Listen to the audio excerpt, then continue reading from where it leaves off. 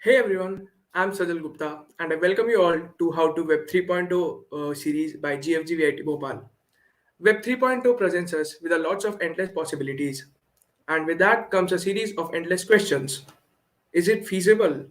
What's the scope of Web 3.0? How is it different from the conventional web that you and I use? But the most important question remains that what is Web 3.0? This question is what we aim to answer here in this workshop in the next 2 days, and we'll be having a special Q&A session after the talk, but you can type your queries in the live chat. Let's kick off our event for today by welcoming our speaker, Mr. Varun Sethi, founder of Blockchain Lawyer, who will be clearing out the ambiguity that surrounds cryptocurrency. Thank you So so much, Varun Sajal. is a Yeah.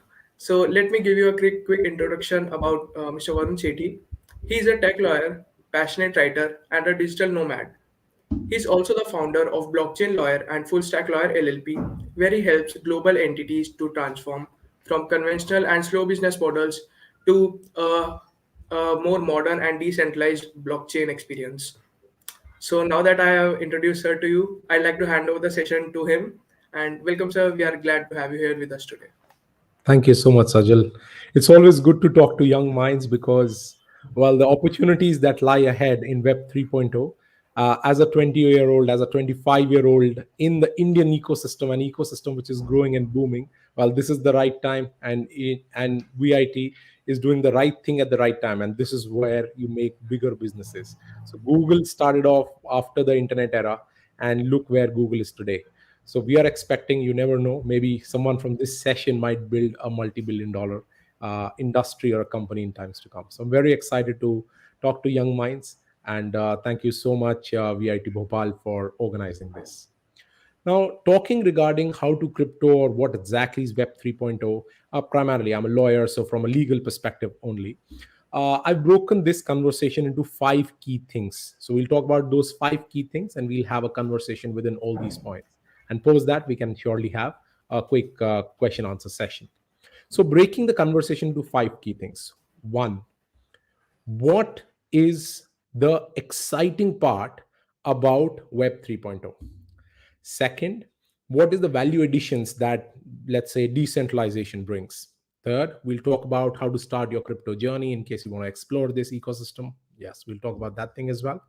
Point four, which is, for my perspective, most important, is the legality in this industry. And point five, we'll talk about disclaimers and opportunities that lie ahead. So, going into the conversation, point number one, why is this exciting? Web 3.0 is the decentralized version of Web 2.0, which is currently the web that you use. Now, the question arises, why do you need to decentralize the current web? What is the problem in that? Well, the problem and the opportunity both. The problem primarily is about centralization, and with centralization comes centralized powers. Now, what does that mean? Think of a company like Google. Now, Google is offering a certain set of products. Let's say Gmail, let's say YouTube. Similarly, let's say if there is a central level hack which happens on Google, we've seen similar hacks happening, let's say on Twitter, and the entire service goes down. Also, not just hacking, there are also opportunities for the people who own, let's say Twitter, let's say Google, to manipulate data, and then they become the data centers of the world. As they call, that data is the new oil. So all these companies are actually using your data to present you maybe better service, but also winning over your privacy. What Web 3.0 does is that it decentralizes the entire ecosystem. Now, what are the benefits for decentralization? Why do we need it? Well, Web 3.0 will give the power back to you. What does that mean? It means your data is your own data. It means your privacy is your own privacy. It means that in case you want to keep this data with you and do not want to reveal or do not want to share your private data with anyone else without your consent, it cannot be done. Think of it this way. Let's take an example. You go to a bank, and you have to open a new bank account. You go there, you give your PAN card, you give your Aadhaar card, you give your driving license, and so on and so forth. And the bank says that, okay, for now, for whatever reason, we're not able to open your bank account. No worries.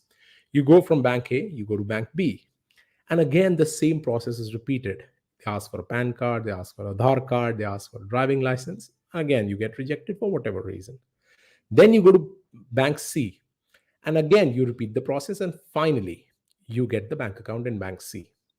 Now, what has happened in this process is that your own data is still being kept by bank A and B as their records, despite the fact that bank A and B did not give you service. Yet your data is with them.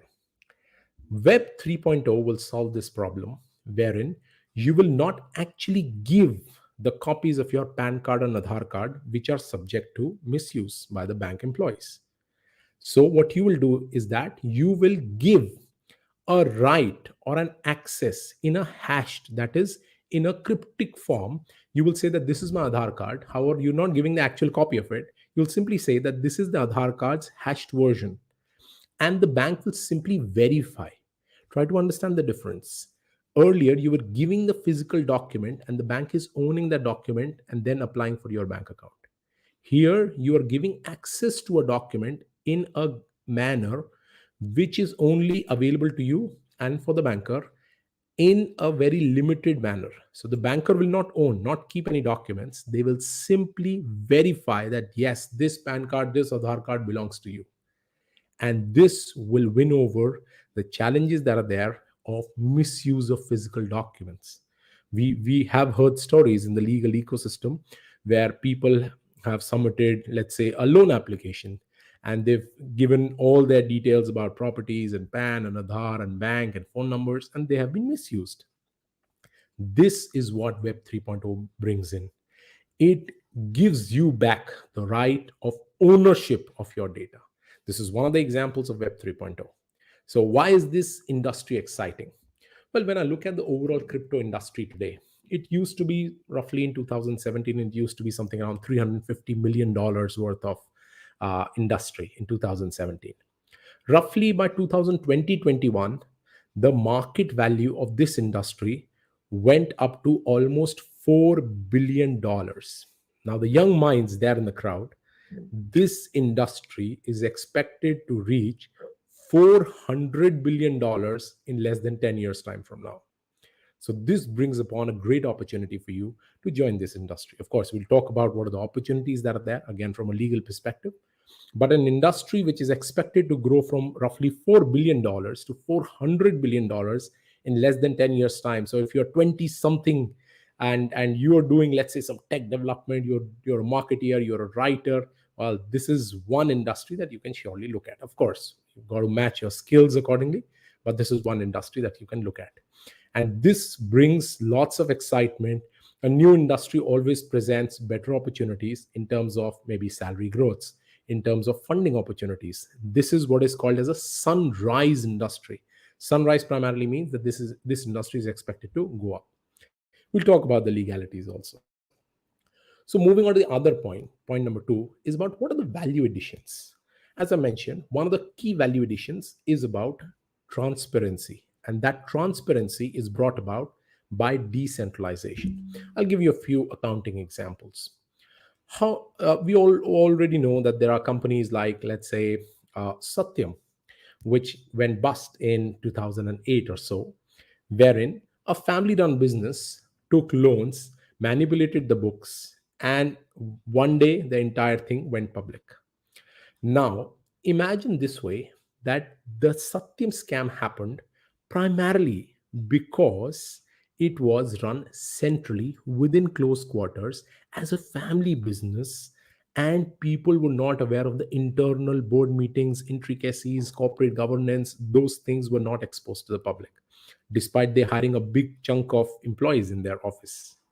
Now, what decentralization does is that it gives more decentralized powers to the community. The word community is important here. Community means that, as traditionally, as per Indian Companies Act or many other companies act around the world, there's a certain board members. Board members are a certain group of people who then run the company on behalf of the shareholders. Shareholders are a big community. Now, what these board members do is that in some cases, they go forward and they manipulate, they take decisions on behalf of shareholders, and sometimes things are not transparent. Not in every case, but in most small private companies. Now, what Web 3.0 does is that it replaces the board of directors with the entire community. So, if you own a certain coin, you also have the power to, let's say, vote on decisions about that coin. Now, this is very exciting. In times to come, you may or may not have what is called as board of directors. And what you will have is that a community of, let's say, 20,000 people voting on their phones, on their laptops, regarding a certain decision about what direction this company should go. Think about it this way: you're building a software. As 20,000 people joining together, contributing some capital, some of them are building, some of them are sort of holding, some of them are just investing. And then you decide, okay, let's pivot this model from software to, let's say, software consulting. Or let's say from this software, we want to use some other protocol to build this software. Now, who decides? The entire community will be able to vote, decide the direction of the company. So now going forward, you as a stakeholder, currently, of course, Indian Companies Act gives certain powers, but not as elaborate powers, which are now possible in Web 3.0. So this will bring lots of transparency. The challenges of people working in silos, board members cheating the general public, raising loans and then not repaying back, running out of countries. We've seen those stories. These stories can be reduced by bringing in more transparency, more accountability, and thereby more decentralization, which the Web 3.0 offers. So the new web may not have, let's say, a popular company like Google and you have Sundar Pichai, the face of the company. No, there might not be a face of the company. Each one of you will become the face of the company. It's run democratically across the globe, multiple nodes joining hands together and running the company. Very similar to what currently roughly Firefox works like. There's a new browser that has come up. It's called Brave.com. I don't vouch for any of these products, but just to give an example, Brave.com is not owned by one organization. It uses, so think of it this way: if I just make a one-to-one comparison between Google and Brave. So Google, while you are browsing the Google browser, they analyze your activity, and then based on that they give you advertisements on YouTube and all those things. Brave browser gives you an option that you want to do a private basis search on the Brave browser, and in case you allow, that is, you yourself have control to give up your privacy, against which you earn certain tokens. So you are either selling your privacy for a certain value, or you're not selling your privacy and the entire browsing experience is completely private. It gives power back to you as an individual. And this is what is expected in Web 3.0. People taking their own decisions. Voting systems, for example, are expected to get developed in decentralized manner. We all hear in Indian elections, of course, one of the biggest elections on earth, but we see lots of challenges that, okay, there was a physical booth there, it got captured, it had this challenge, that challenge, all those things are there. However, within the realm of the Indian democratic ecosystem, the overall elections look fair and good. However, there have been these instances. Can we then transform the entire digital experience, the entire experience of voting, make it more transparent, make it more immutable, it cannot be changed, and then digitize the entire experience? Estonia, as an European nation, has already tried out this kind of mechanisms. Of course, India is a more elaborate country, but at smaller levels, this can be tried out. So this is one industry which is expected to grow and get itself built on Web 3.0 protocols. Okay, coming on to the next point then is, how do I start my crypto journey? Well, I'm not a trader, so may not be able to give you any trading advice. However, I do have some observations based on some of my clients who've been, crypto traders in multiple exchanges, and whatever experiences or observations that I've made from these people is what I'm summarizing in this discussion. I generally find that when you're starting to invest in certain crypto, what people do is that they first of all go to a centralized crypto exchange. What is a centralized crypto exchange? A centralized crypto exchange is an exchange which is, let's say, owned by a certain set of people and which does your KYC. You have an answerability, and in case of any challenges, you can go to a certain team and get your disputes or any challenges resolved.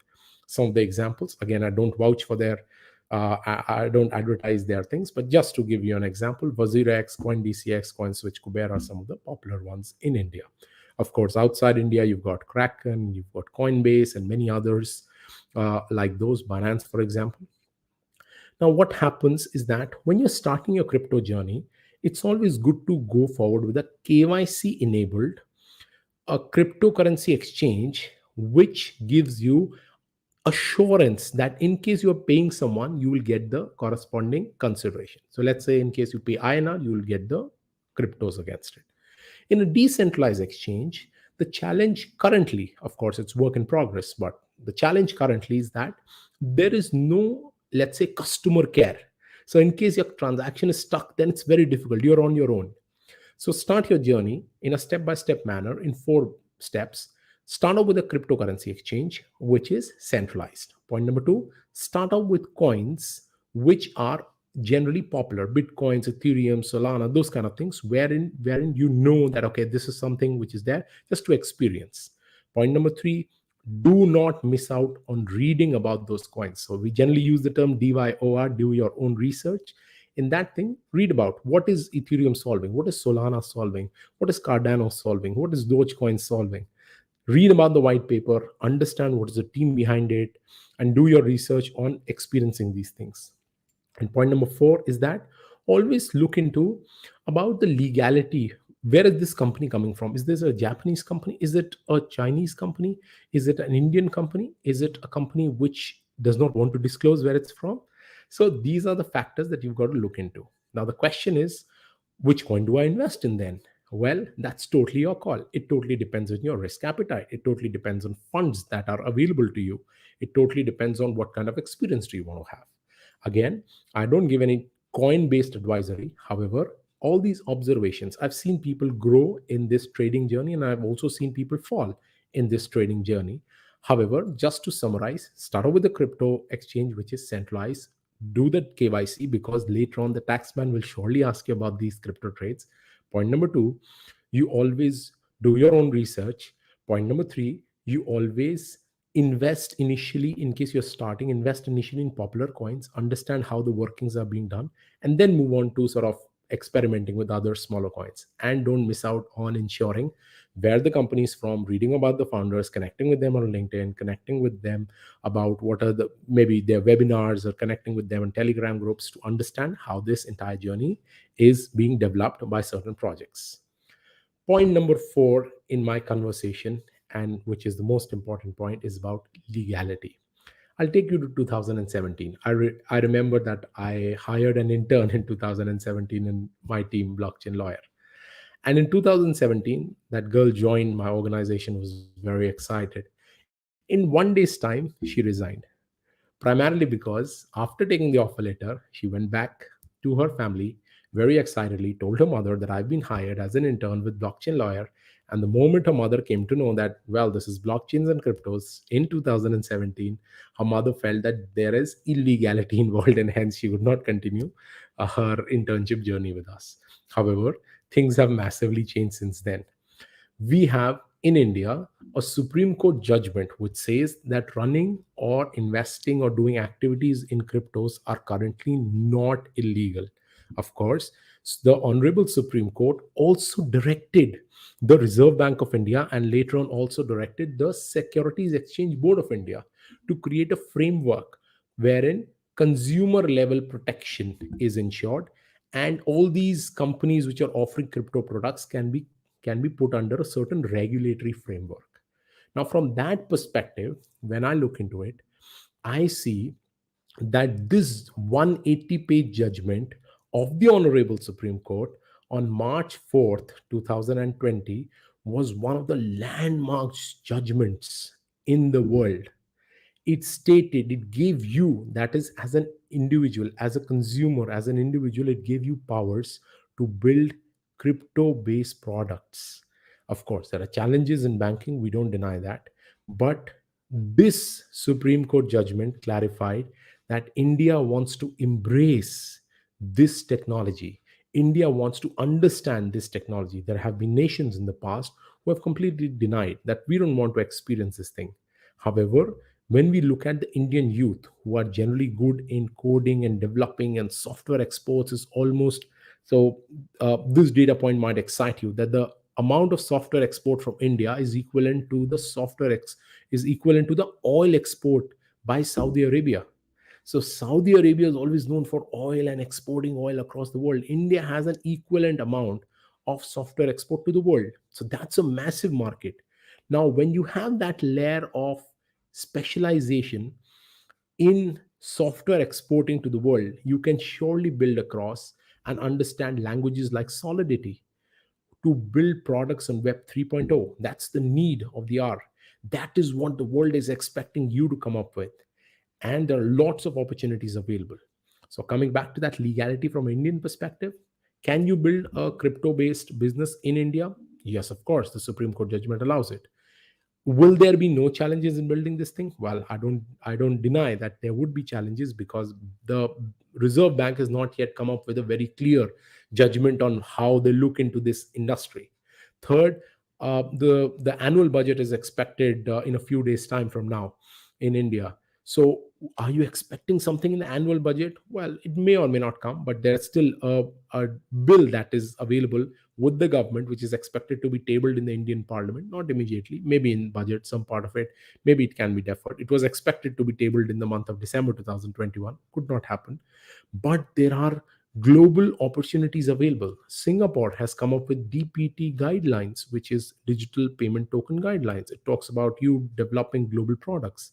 US, a state called Wyoming, has come up with elaborate 13 blockchain laws which enable you to build crypto based industries, crypto based companies, crypto products, custody. They are coming up with a bank which is specially for crypto. So you will be able to, let's say, have certain cryptos put in the bank, and they will custody it for you, and they might give you an interest on top of it. Even if they don't give interest, at least your cryptos are safely kept in a bank against which you can get, let's say, a collateral loan in times to come. Fintech and banking are the two sectors which are expected to get massively disrupted because of Web 3.0 based products. Other than that, in case we look at some other industries, from that perspective, we find, let's say, banking industry, fintechs, supply chain companies. In addition to that, also, so say for example, in supply chain companies, think of it this way: uh, people believe that in times to come, what Web 3.0 will do, let's say that you get hold of an Apple, there'll be a QR code there. You scan the QR code and you'll be able to find the entire trail. What was the tree? Which area was that tree? Where this apple grew? What is the entire process followed? And then this entire process is put on blockchain, which means that there is a trail which is inserted by multiple people in multiple locations, and this entire trail cannot be edited.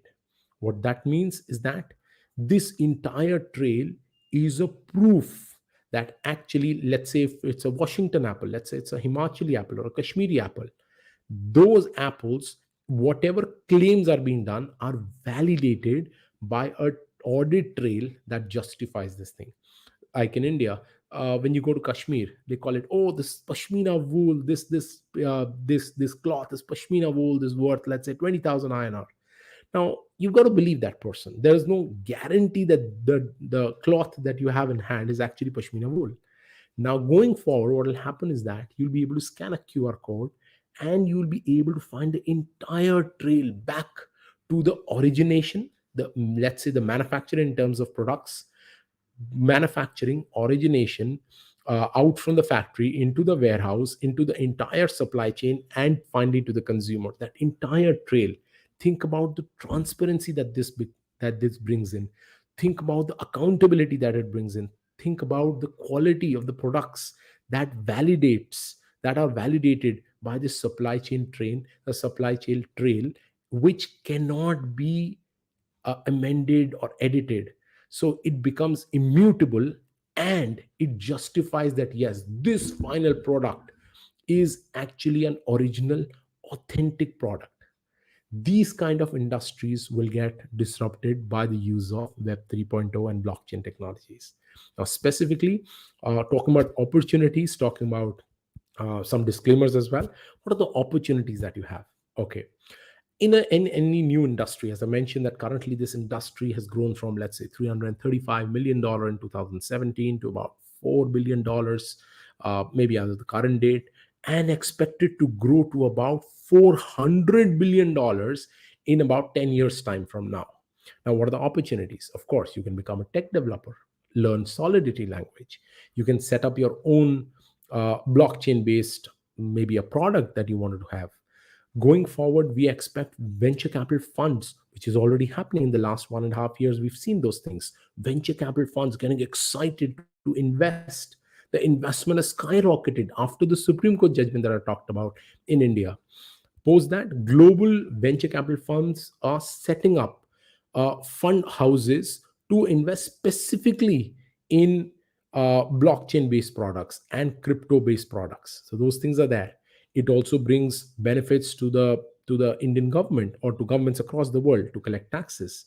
It also brings in more employment opportunities. Let's say you can become an educator or a teacher in Web 3.0 space. If you're a student, you can write research papers. There's a PhD degree which is expected to come up in this field in times to come. So new industry brings in new excitement and opportunities. So if you are from India, a young 20 something, this is an opportunity which might skyrocket in times to come. Yes, the legal regulatory frameworks, yes, it takes a bit of time. It is work in progress. India, other than the Supreme Court judgment, does not have too elaborate blockchain laws, but so is the case in most countries of the world. And from that perspective, the opportunity seems to be at the right time for India, because we've already got such a big factory of engineers who are able to build global software products. And this is an add on. In case you are already building some products in the past, this is an add on, and the market is only expected to grow. Let me finish this conversation with a disclaimer as well. While I'm bullish on the entire Web 3.0, there are some disclaimers that you should know. One, any new industry is always volatile. What does that mean? It means lesser people believe in it. Of course, we are expecting more people to join in this bandwagon, but with lesser people comes lots of volatility. Second, this industry is expected to be disruptive. Thereby, there are lots of challenges that it might face from RBI, from Reserve Banks, from central banks, from governments across the world. So the point is that you keep on creating these paper trails of all the transactions that you're doing, so that at any given point in time, you should be able to justify that this is what I was doing, this is what we were building, this is what we did. Other than with funding also comes up the responsibility to deliver the products. In 2017, there were lots of people who were raising funds madly. However, in 2018, 19, they were not able to deliver, and the entire market crashed. Understand that this is a 24/7 phenomena. Crypto markets do not stop. So unlike stock markets, which have a specific opening time and an ending time, crypto markets do not stop. It's 24/7, it's global, it's volatile, and hence it might have wild swings up and down. So we saw, let's say, for example, Bitcoin at around $60,000 few months back to about $35,000 today. We saw Bitcoin from $18,000 in 2019 to about $3,000. So those wild swings and fall and up and down, those trends might continue because it's a young new industry. And the regulatory framework pertaining to compliances, taxations, return filings, accountability, answerability, this allows. So if I just summarize, think of it this way: when you're sending an email, let's say from Delhi to Mumbai, you don't think twice before sending an email from Delhi to London as well. So if sending data within a country is currently equivalent to sending data from one country to another, in times to come, money movement within the country will be as easy as money movement across the globe. Currently, lots of countries, including India, exercise capital controls. What does that mean? Whenever you're doing a money remittance from India outside, there's certain compliances to be done. In times to come, just like information flows across the globe at the same cost. So the email is costing you same to send from, let's say, Bhopal to Madhya Pradesh, Bhopal to Orissa. The same email can be sent from Bhopal to, let's say, Manchester. Now, going forward, money will also flow on the same lines, and this will massively disrupt foreign exchange laws. This will massively disrupt regulatory frameworks across the globe. Smarter people's money will move to smarter locations. So while it has lots of opportunities, don't miss out on ensuring doing your own research, understanding the products, understanding what is the team behind building a certain product. There are opportunities. Try to do some internships in some of the bigger crypto based entities. Most things are remote, so you might get some internship in some global crypto or blockchain or Web 3.0. NFTs and gamings are also expected to grow in this ecosystem. We are expecting things to become more transparent and more accountable from a legal perspective. We are also expecting government to come up with a regulatory framework to sort of encompass all this entire industry in India and outside India as well. So I would end my conversation saying that the opportunity is global, the opportunity is now, and it will make your entire financial journey in times to come more transparent, more accountable, and the privacy will be back to you. It will not be resting in someone else's hands. Thank you so much. Back to Sajal.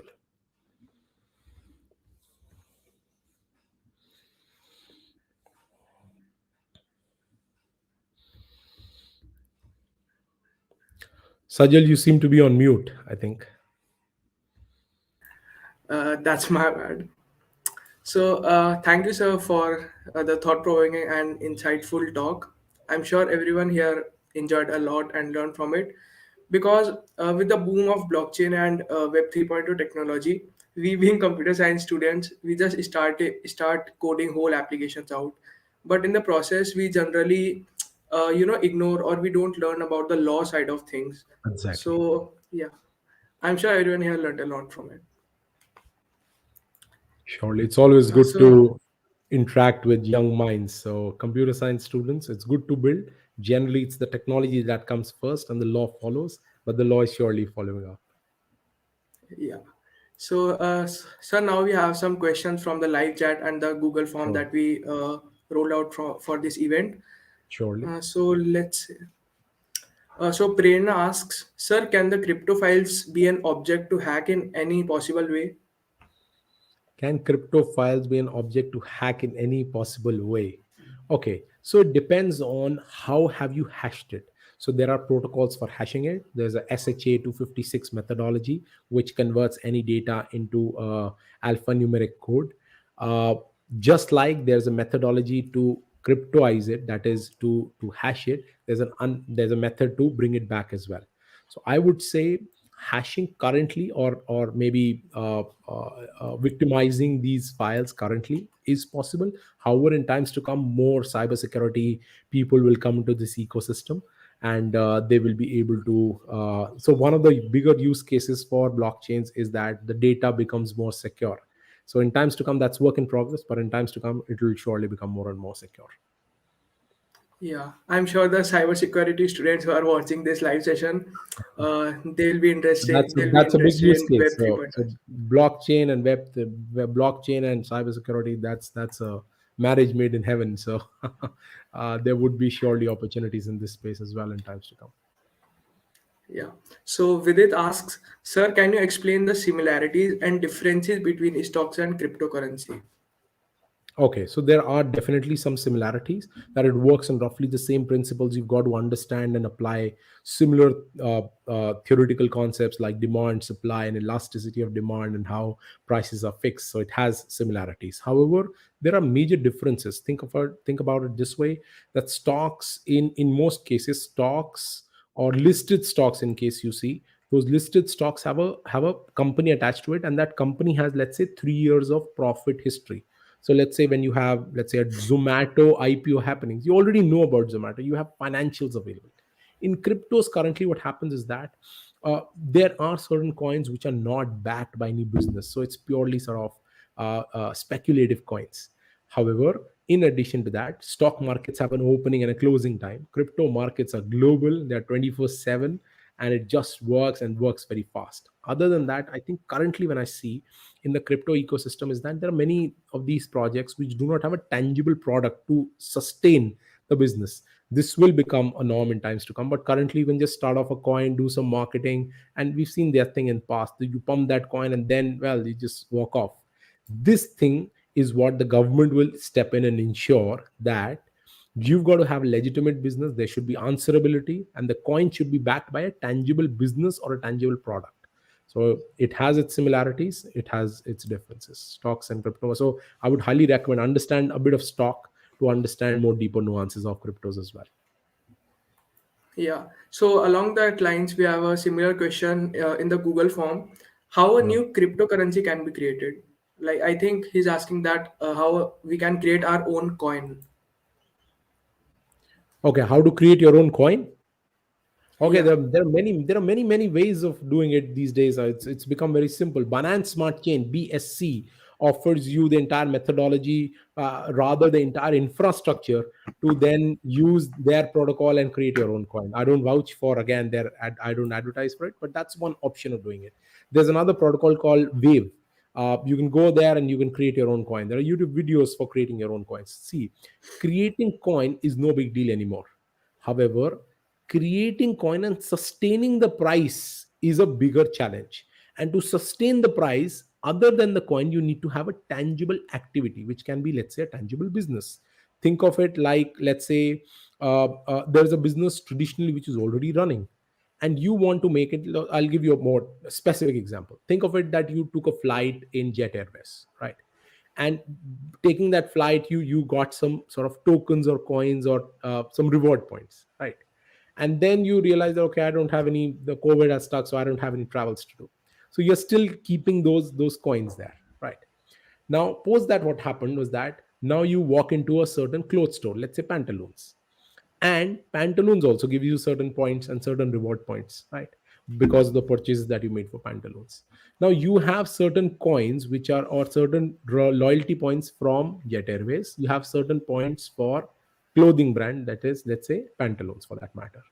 What blockchain might do is that you might be able to swap these coins or use the coins that you've earned from Jet Airways, and you can redeem those points for clothing.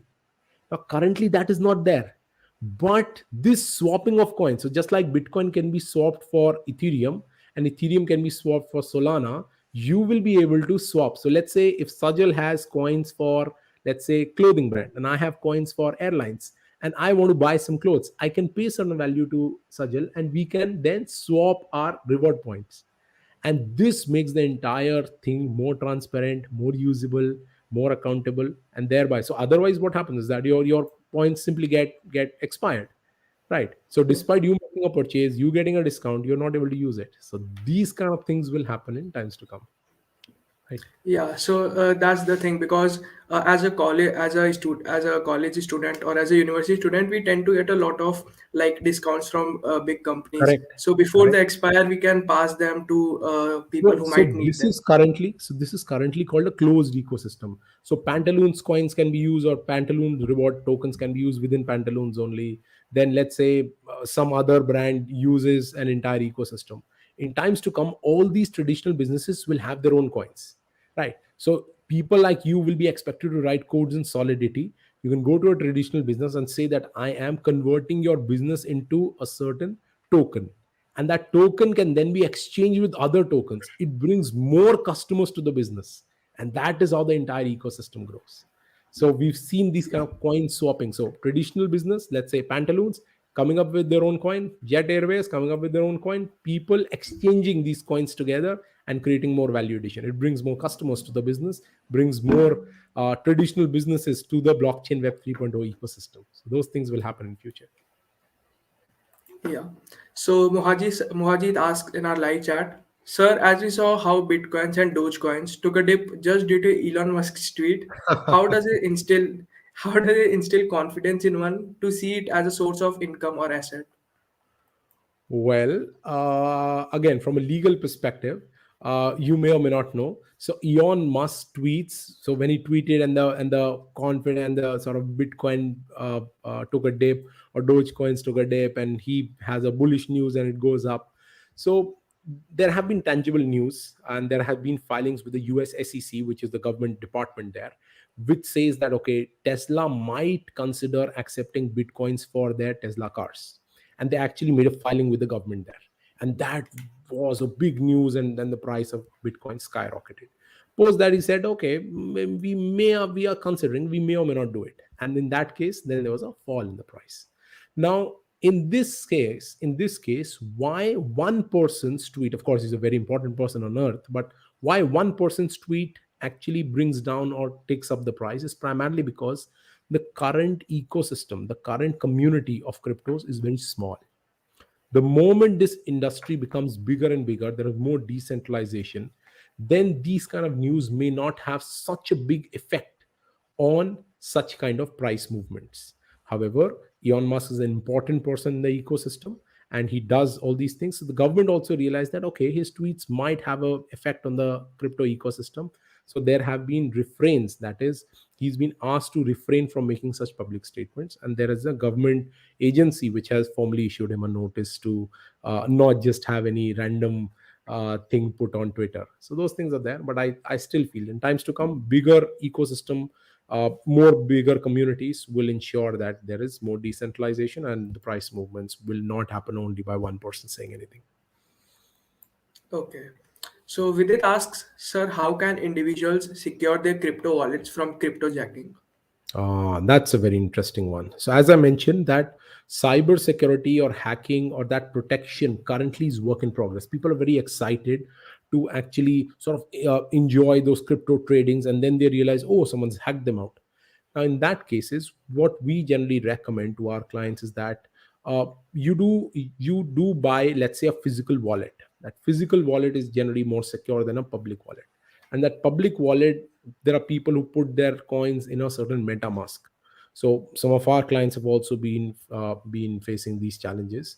So try to understand that MetaMask wallet is less vulnerable, or is more vulnerable to let's say a WazirX bank, WazirX account, and a WazirX account is less secure than, let's say, a physical wallet that you have. So in times to come, make sure that you have a physical wallet. Again, no advice, but this is one method that I saw observed my clients doing it. So there's a physical wallet which saves and secures you some certain cryptos, and the trading account, make sure that you are trading in a good exchange to make sure that they follow all the security protocols. But that is also an opportunity for young minds like you, that a certain cyber security support to bigger cryptocurrency exchanges is one solution that you can offer. So that's an opportunity as well. Yeah. So Harsh asks, sir, how does crypto mining occur? Crypto mining. So crypto mining per se is a process of creating more crypto coins. So crypto mining currently in India, it's not very popular, but if I look at the top three nations, Russia, Kazakhstan, and China are the three primary nations doing crypto mining. Crypto mining is a process wherein certain computers are put with higher computing powers to make sure, and they compete with each other, and whoever completes a certain task wins a certain coin. So that's how you add more and more coins to the ecosystem. So like Bitcoin has a finite supply, 21 million Bitcoins are there. So from that perspective, any new coin, how is it formed? It's based on a process called mining. Mining primarily is two computers or multiple computers competing with each other. Whoever wins the computing race earns a certain coin as a reward, and that coin is added to the entire chain that is there in the blockchain. So crypto mining, primarily in very simple terms, is a process of creation of new coins by using a certain computer's cryptographic power, crypto powers, computing powers, and it is a process to add more coins to the ecosystem. That's how the crypto mining occurs. So there are mining rigs which are available, wherein multiple mining centers are built and they compete with each other. So that's an expensive business, but India, it's not very popular. China, Kazakhstan, Russia, are the ones. Russia rather passed a resolution in the parliament regarding crypto mining and supporting crypto mining. So that is one way of doing it. But of course, there have been challenges post that. In very simple terms, crypto mining is the process of creating new coins. Okay.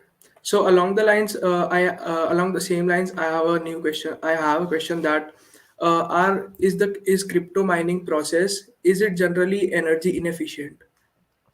That's a very good question. So this is one of the biggest criticisms for crypto industries, that because, as I mentioned, there are lots of computers competing with each other for computing power. So what people are doing is the Chinese are coming up with bigger computers, Russians even bigger computers, and they're competing with each other. And because of that, there are claims that the energy consumption in these industries, in these companies, is as high as the entire energy consumption of UK. Now, obviously, this is a concerning thing. So, very interestingly, there's a standing committee report which was passed by the Australian committee, and it is submitted to the parliament, that in case anyone is able to think of a renewable energy idea for crypto mining, then the Australian government is considering giving them a tax holiday. So, in case you find, let's say, a renewal, maybe a solar based methodology to mine cryptos, it saves electricity and thereby will be able to give you, let's say, tax exemption. So, that's a very Hmm. interesting thing to do. Yeah. So Mohajit asks, sir, how long as sir, as long as crypto is seen as assets in India, is it possible for us Indians to actually see it as a form of currency? See, I think the objective is not to declare it as form of currency. I don't think so. Anyone in the crypto ecosystem currently is vouching for or trying to push it as a means, as a currency. What they are currently expecting is that it should be treated as a separate asset class, which means that just like you can buy stocks, you can buy bonds, you can buy FDs and mutual funds, those kind of things. Similarly, it should be seen currently, as of the current date, we want it as a separate asset class only, with its own taxation, its own respect. Wyoming, as a state in US, has already come up with these laws. It is calling cryptos primarily as a property. So it is a digital property, is what they call. Just like you have tangible properties, real estates, and all that stuff, they are calling it a digital property. And digital property, they've also exempted it from tax, so that more and more people are able to get into this ecosystem. From that perspective, I would say India, I don't think so that we want it as a means of exchange. You don't want to sort of think of it this way, that you want to buy a cup of coffee and you said, okay, fine enough, let me buy it from, let's say, half an Ethereum, just to give an example. Half an Ethereum should not be that expensive, but still, half an Ethereum, and then you realize that half an Ethereum was, let's say, $1,000. You went across, and then when at the time of making the payment, you realized, oh my God, this is more than half an Ethereum. So it became, let's say, $1,500. So why do you want to spend extra? That volatility is still there. So India currently, we don't want to treat it as form of currency, because currency is a sovereign function. The government is only authorized to sort of print currency notes. But what we want currently in India and most other countries across the world is primarily use it as a separate asset class. Just like Wyoming called it a digital property, we want to call it as a digital property which can be traded just like stocks and bonds. Okay. So Harsh asks, sir, how does the value of cryptocurrency is valued and why does it change regularly? Ah, so cryptocurrencies is currently valued based on primarily simple parameters like demand and supply. So initially you value it as per your own needs. So say for example, if there is, you're just building the product at that time, you can go forward and simply go forward and say that, okay, this is today valued at, let's say, 1 cent. And then you do some marketing exercise, you build some products, you work on that project, and then based on certain milestones, just like the price of, let's say, a private company or a startup grows, you can keep on increasing the value of the tokens. And once it becomes decentralized, the demand and the supply factors matching together would create the price of it. And why does it regularly change? Primarily, again, fluctuations. There are smaller set of people doing these trades. The more and more this becomes decentralized, more people join in. So let's say 100 people can manipulate the price, right? But what if 1 lakh people are holding a certain coin? Then they are sort of disconnected to each other, and thereby the price would become more or less stable. It's a new industry from that perspective. The price changes primarily because there are lesser people supporting a certain coin. So like we have so many curious minds. I am like really happy to see. Another person asks, sir, will decentralization work in a centralized country like India even after regulation? That's a very good one. So decentralization, as I mentioned, that the Indian government, the Honorable Supreme Court, they want to bring in more transparency. They want to bring in more accountability. You want to ensure that there are no central level scams happening. And for that, decentralization is the thing to go. And it is a global phenomenon. It's not just for India. It's a global phenomenon that will happen. So there have been companies in the past who've been sort of shady in the sense that they do not disclose their financials, or the family run businesses. You don't know what is going on in the management. That will bring in, so Web 3.0 will bring in more transparency in the overall systems. So the example that I gave, that you have certain pantaloon points, and then when you went forward again after 3 months time to the pantaloon store, then you realize that, oh my god, my coins expired, whereas they did not expire. Now then you're fighting with those guys. Now if they put this thing on the blockchain, then you have a unlimited, a perpetual coins which never expire, and then they can be traded. So it brings in more transparency. Decentralization, well, will surely have, so it can disrupt lots of centralized ecosystems. You still want, let's say, consumer protection level controls, the government to surely help vulnerable retail investors. But other than that, I think when I look into it, I do find decentralization as a very good option to fight corruption, at least at the central level. Yeah. So talking about regulation from the government, what do you think? Uh, what are the government's current concerns about the legalization or delegalization of cryptocurrencies? So currently, India is one of those rare countries where the Honorable Supreme Court has issued a 180-page judgment, which clearly mentions that doing certain activities in cryptos is not illegal. However, legal frameworks from a Reserve Bank of India perspective, from SEBI, Securities Exchange Board perspective, income tax perspective, GST perspective, those things are still sort of expected to come out in public. The government is also doing its part. That government is analyzing what are the laws around the world, and from there they will be able to build a certain legal framework for it. Currently it's more like self regulation, but we generally should follow in letter and spirit, we should follow the Supreme Court judgment. And there are other countries also sort of struggling and sort of waiting and watching what are other things doing. So other countries doing, Singapore for example came up with DPT guidelines. UK has a HMRC, which is like the income tax department there. They have come up with crypto tax compliances, and that is public record. So Wyoming has come up with 13 blockchain laws. There are many other countries doing it. India is surely as its part. Australia is expected to come up with the crypto laws by March of this year. So there are things, just that the Indian government is sort of making sure that a retail, let's say a 18-year-old, does not get sucked into some, lured into some crypto scheme and thereby loses money. So what the Indian government is doing is correct. Yeah. So there's another question by Chinmay. Sir, a few articles on cryptocurrency talk about the greater fool theory. Can you explain us a bit about it? Okay, so greater fool theory. So, interestingly, so try to understand this way, that crypto is per se a new industry, right? In a new industry, you can have, let's say, a great marketeer kind of a person to explain you that, okay, this will transform the world, this is a massive thing, this is what will bring about a massive change, come banks will shut down and financial companies will get. So the change, generally any revolution that happens, it's a gradual change. And we already have banking systems, we already have financial ecosystems, governments working, regulatory frameworks, voting systems, those things are there. So the point is that in cryptocurrency you always find sort of these marketeers, and India, rather India and Singapore both, they have put some restrictions in the advertisement part of it. So just make sure that no person would be able to just sell off any concept. So from that perspective, while it is important to be excited about an industry which is growing from roughly $4 billion to $400 billion, but you got to make sure that you do your own research and not just get sucked into like a fool into any crypto scheme. So it's important that you do your own research and understand the entire project before investing in that project. Okay. So as we have limited time left, we'll go through the questions a little fast. Chaitanya asks, Indian tax system can fully become digital with use of crypto. It Uh, already Crypto with is. the underlying. Oh, okay. Still, why RBI is not in the favor of crypto and related innovations that utilize some forms of tokens?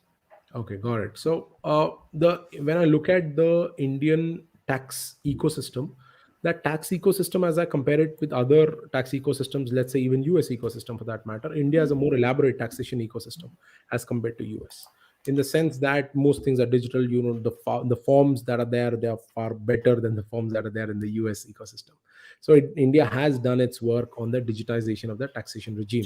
Rather, India is bringing about a faceless mechanism. Faceless means that you don't have to go forward and face the income tax officer. Everything will be done digitally, and you don't, at the comfort of your home, you'll be able to file your tax returns.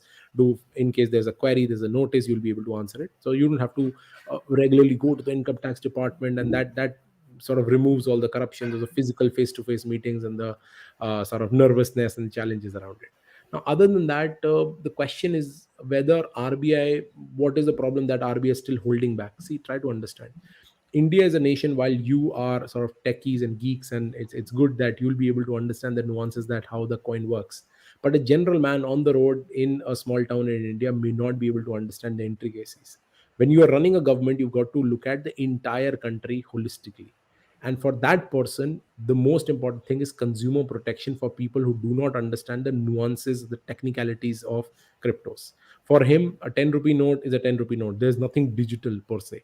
Yes, we have been sort of seeing a UPI revolution in our country, which is one of the bigger successes of our fintech ecosystem. But RBI, I think it's taking a bit more time. It has already issued multiple notifications that cryptos have its own risks, and we are waiting for SEBI and other countries to sort of come up with other legal frameworks. India surely will develop its own framework, but as of the current date, I would say self-governing regulations is important, and the respect to the Supreme Court judgment dated March 4, 2020, that needs to be looked into. So RBI will surely come up with something. So there's another question by Akriti. Sir, is there a trustworthy website to know about current coins, trades, and laws or articles about crypto? Okay, so I would say there's not one. I don't again vouch for it, but some of my team members generally like reading cointelegraph.com, which is like a news website for crypto. So it generally writes articles about what are the things going on in crypto in the entire world. So cointelegraph.com. Other than that, what I've seen, a trend that I've seen the last 1.5 years or so, is that whichever bigger company, they generally have their academy also. So Binance Academy is there. You can search Binance Academy. You can understand the legal nuances there. Similarly, CoinDCX came up with a educational series as well.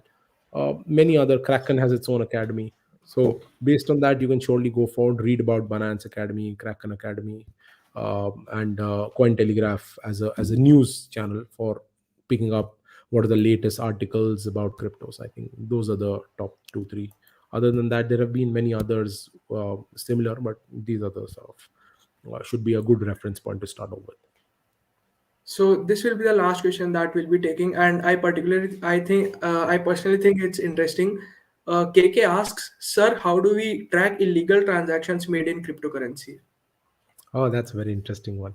So, Yeah. illegal transactions done in cryptocurrency. So, how it works currently is that cryptos do not tag any transaction. That if A person made a payment to B person, they do not tag the purpose of the transaction.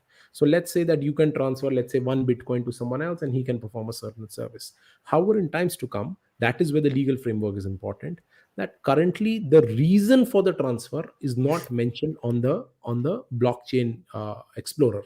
However, you can surely catch up all these things in a certain smart contract that might be initiated in times to come. Also, illegal transactions generally, what we are saying as an ecosystem to the government is that let's white label certain addresses. So let's say if I am able to do my KYC and I have a public wallet, you can white label that thing, and the government knows that this wallet belongs to Varun.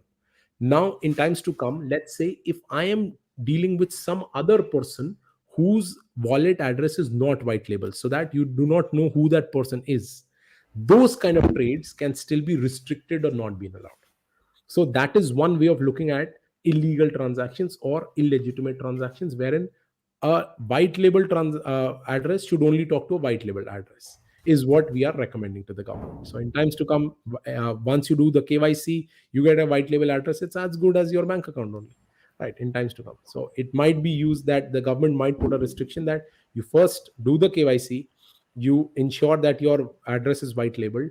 White labeling primarily means that this address belongs to this person, so you tag the address to a certain natural person, so that in case of an illegal activity you are able to get hold of the person.